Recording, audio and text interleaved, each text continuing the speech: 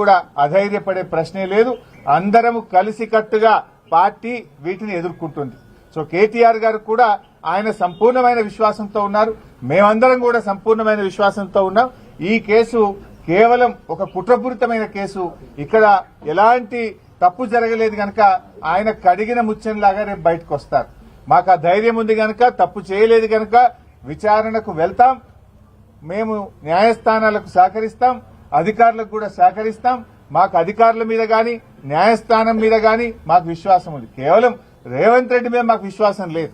ఆయన ముఖ్యమంత్రిగా తప్పుదో పట్టిస్తున్నాడు గనక, ఆయన ఆలోచనలు మాకు తెలుసు గనక అందువల్ల ఆయన మీద మాకు విశ్వాసం లేదు కానీ మేము చెప్పాను తప్ప వేరే ఏం లేదు. సో ఇక్కడ ఈ రోజు కోర్టులో వచ్చినటువంటిది కూడా కొంతమంది తప్పుడు ప్రచారం చేస్తున్నారు సోషల్ మీడియాలో.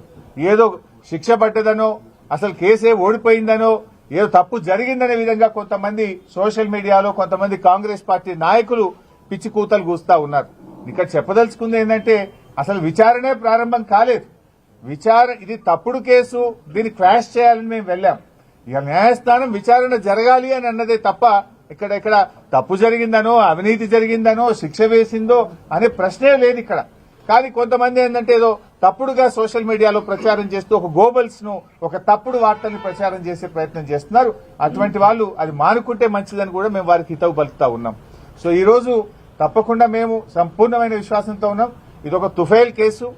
మా ఆర్ఎస్ ప్రవీణ్ చెప్పినట్టు ఇది 100% తుఫైల్ కేసు. ఫైనల్ గా ఇందులో ఎలాంటిది కూడా బయటకు వచ్చేది లేదు. అసలు ఒక రూపాయి రాష్ట్ర ప్రభుత్వ ఖజానా నుంచే పోయింది లేదు. రాష్ట్రానికి ఆదాయం వచ్చింది తప్ప రాష్ట్రానికి జరిగిన నష్టమేం లేదు. రాష్ట్ర ప్రయోజనాల కోసం చేసిన తప్ప కేటీఆర్ గారు స్వంతగా తన కోసం చేసినటువంటిది కాదు. అందువల్ల ఆయన మాకు ఆ విశ్వాసం ఉంది కనుక 9వ తేదీ ఆయన ఏసీబీ విచారణకు వెళ్తారు. వెళ్లి అన్ని రకాలుగా మేము సహకరిస్తాం. మేము ఫర్దర్ గా లీగల్ యాక్షన్ మీద మా న్యాయవాదులు ఇచ్చే సలహా మేరకు మేము ముందుకు వెళ్తాం.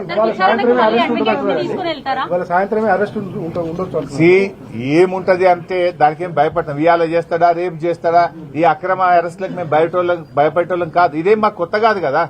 సమైక్య రాష్ట్రంలో తెలంగాణ ఉద్యమంలో ఆంధ్ర పాలకుల మీద చిచ్చర పిడుగులాగా పోరాడినటువంటి చరిత్ర బీఆర్ఎస్ పార్టీకి ఉన్నది.